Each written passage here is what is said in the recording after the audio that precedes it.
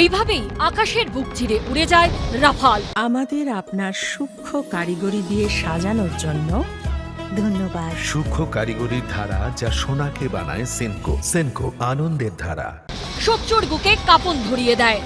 Rafale থেকে ছোড়া missile ধ্বংস করে দেয় শত্রু শিবিরকে। পেহেলগাঁওয়ে বেছে বেছে হিন্দু পর্যটকদের হত্যার আবহে যখন ক্ষোভে ফুঁসছে দেশ, তখন আরো 26টি রাফাল যুদ্ধ বিমান কিনতে ফ্রান্সের সঙ্গে চুক্তি করল ভারত। প্রতিরক্ষা সচিব রাজেশ কুমার সিং এবং নৌবাহিনীর ভাইস চিফ অ্যাডমিরাল কে স্বামীনাথনের উপস্থিতিতে সোমবার স্বাক্ষরিত হল চুক্তি। বায়ুসেনার হাতে আগেই এসেছে রাফাল, এবার নৌসেনার হাতে আসবে 26টা অত্যাধুনিক এই যুদ্ধ বিমান, যার পোশাকি নাম রাফাল এম। 26টি রাফাল এম যুদ্ধ বিমান কিনতে খরচ হচ্ছে প্রায় 63,000 কোটি টাকা।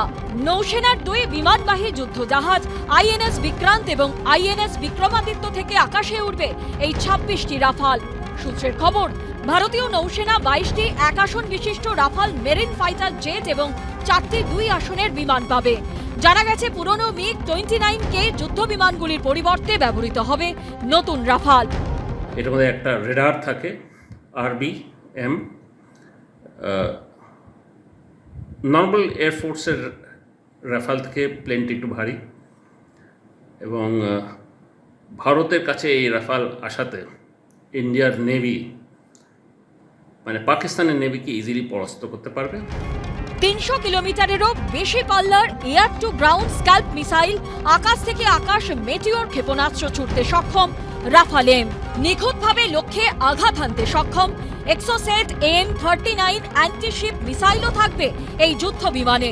সবচেয়ে বড় কথা, 4.5 জেনারেশনের রাফাল পরমাণু অস্ত্র বহনেও সক্ষম। Vikramaditya and INS Vikrant made in India.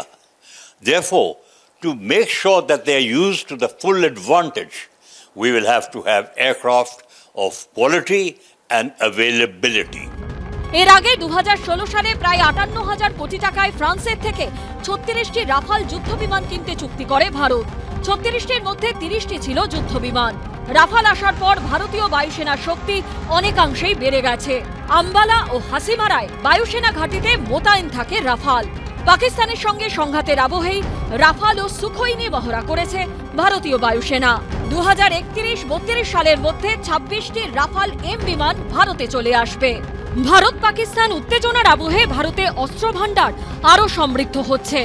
2016 সালে পাক অধিকৃত কাশ্মীরে জঙ্গিদের লঞ্চ প্যাড ধ্বংস করতে ব্যবহৃত কার্ল গুস্তাভ রকেট লঞ্চারের উন্নত সংস্করণ AT-4 সেনাবাহিনীর কাছে সরবরাহ শুরু হয়েছে। এবিপি আনন্দ।